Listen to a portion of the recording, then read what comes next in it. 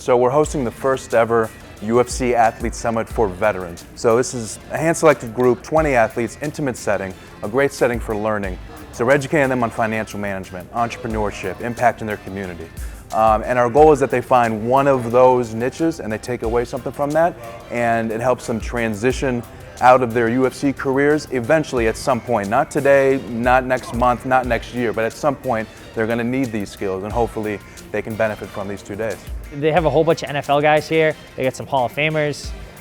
They got some Olympians. It's great to kind of hear guys that that have done much better than some of us. Guys that someone was saying they were making like $10 million a contract or something. It's like big money, and still they're still running into problems. They're still having shortcomings and doing really well, and still things that they weren't paying attention to, that kind of learning from their experience and kind of not making the same mistakes, not having the same failures. They're fighting for something a lot bigger than themselves. They're fighting to change the narrative. They're fighting to, give their family a future. They're fighting to help support, and help them achieve their dreams, obtaining fame, finances. And what a shame to go through all that physically and to end up flat on your face.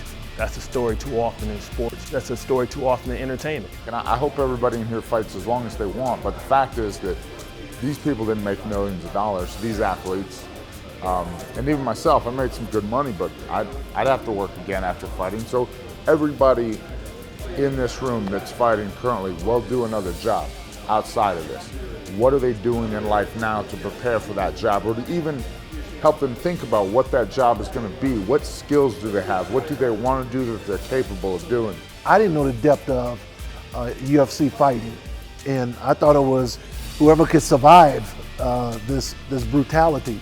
But once talking to the guys, finding out this is tactical, this is a chess match, it has to do with controlling frustration, controlling emotions, all of those things that are applicable to life, that requires reasoning and requires to live life and make decisions, not just from an emotional standpoint, but a reasoning standpoint.